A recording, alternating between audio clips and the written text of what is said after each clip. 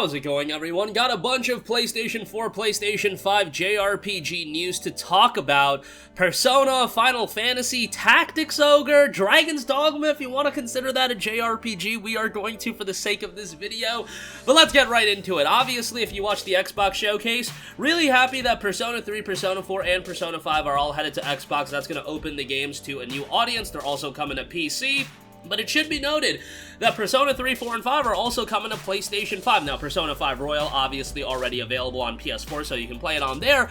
But Persona 4 Golden and Persona 3 Portable will also be headed to PlayStation 5. Now, the rhetoric I'm seeing is people are really disappointed that it's Persona 3 Portable and not Persona 3 FES. P3P does have some things that are nice about it. Obviously, that game was released on the PSP, but Persona 3 FES is the version, obviously, I would like to get. The FES version of Persona 3 is just fantastic.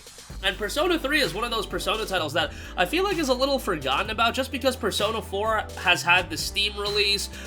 It also came out on the Vita for the 3 people that played it there.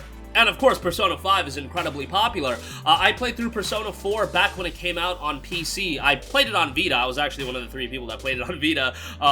But yeah, had a great time playing through it on PC, and I'm gonna have a great time playing through it on PlayStation 5 as well. Now, it specifically notes PlayStation 5. That's kind of interesting because obviously P3P and Persona 4 Golden, they can both run on the PS4, no problem. But nonetheless, these are a couple of great games. Even if it is P3P, it's still a great game, and hopefully they'll do Persona 3 FES on PlayStation 4 and 5 at some point, but for now, we'll settle with Persona 3 Portable. Persona 4 Golden is absolutely tremendous, so that coming over to PlayStation 5 is going to be great, hopefully on PlayStation 4 as well. And then Persona 5 Royal, obviously already available on PS4, but those are some sizable games.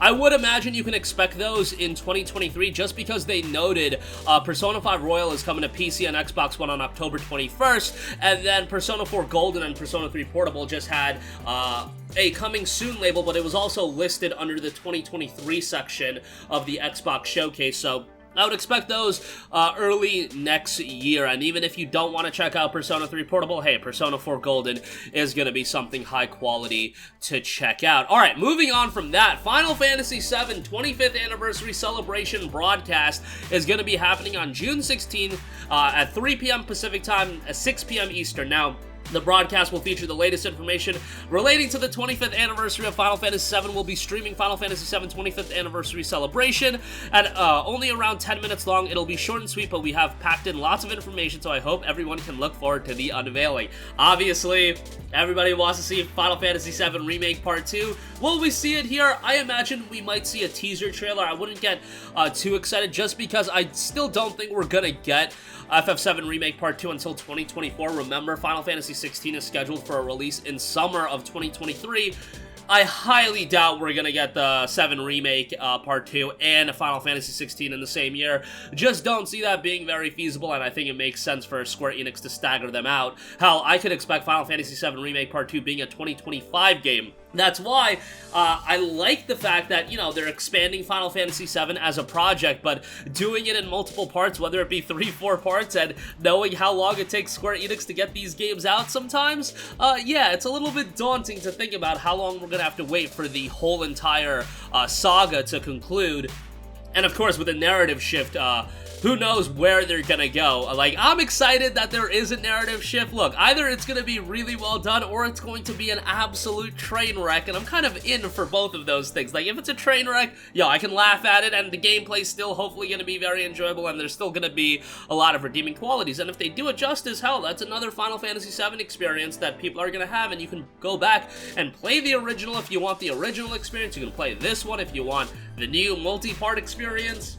And I could very well see, as a part of the 25th anniversary celebration, I could see an Xbox One release for the 7 Remake to happen, an Xbox One and Series X, or a PC and Steam release. Remember, it came out on PC, but it's available on the Epic Games Store only, so we'll see how that turns out. Hopefully we do hear about the 7 Remake Part 2, though. Again, I would expect a teaser trailer, But hey, if we get some gameplay, if we get my boy Vincent in there as well, that'd be pretty cool to see. Alright, moving on from that, how about this? Tactics Ogre Reborn listing appears on PlayStation Store. Now, Square Enix first trademarked the game, and that happened back in March in Japan.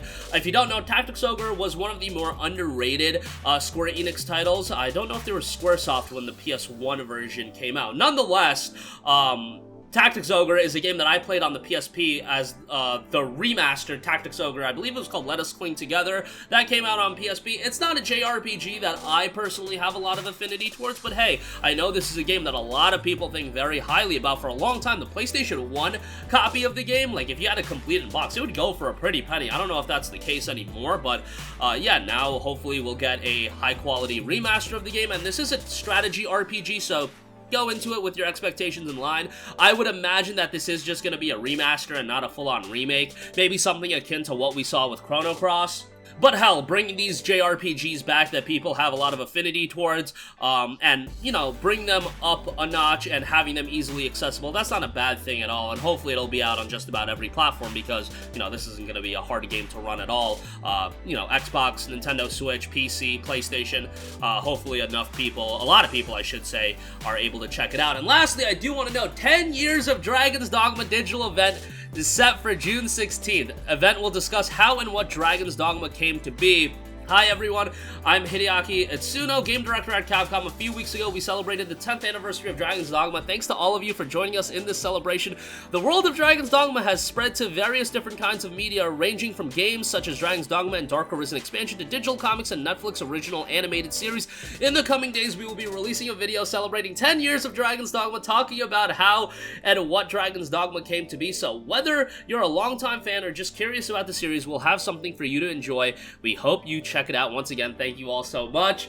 Hopefully we get an announcement of Dragon's Dogma 2. Like, I don't want to push the cart before the horse, but if I'm Capcom and I announce like a 10 years of Dragon's Dogma celebration event, like, they're not stupid. They know what people are going into it expecting, but you know, I feel like Dragon's Dogma 2 is something that has a ton of like underground buzz surrounding it, so to speak, and I just feel like if they announce it, just word of mouth is gonna get around. Even if you didn't play the original Dragon's Dogma, it's gonna be big. And remember, I do find it interesting that maybe this has nothing to do with the potential of a Dragon's Dogma 2, but Dragon's Dogma 1 on PC and PlayStation, I don't know about if on Xbox One this is the case, but the PC and PlayStation, it just hit its lowest price ever on sale. It's like sub $5. It's like $4.79, so it makes all the sense in the world to announce Dragon's Dogma 2, get people excited, and hopefully a lot of people will check out Dragon's Dogma as well.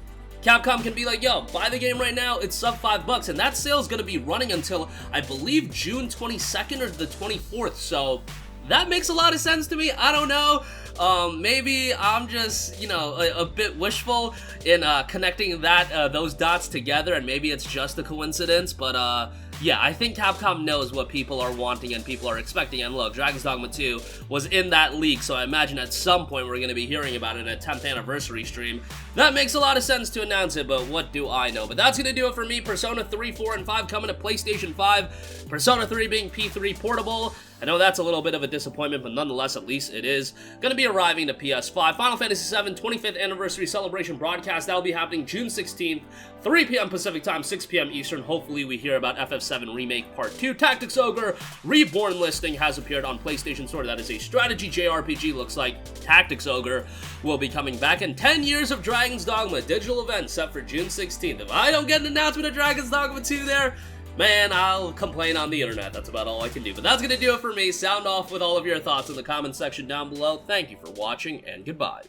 Hey guys, we hope you enjoyed the video, and if you did, make sure to hit the subscribe button, and if you're already subscribed, do us a favor and hit the bell icon. This way you'll be notified whenever we post a new video. That's the best way to keep up with all of our uploads, and we usually try to upload 2 videos a day. And with the bell icon hit, you'll be notified whenever we do upload a video. As always, thanks for watching.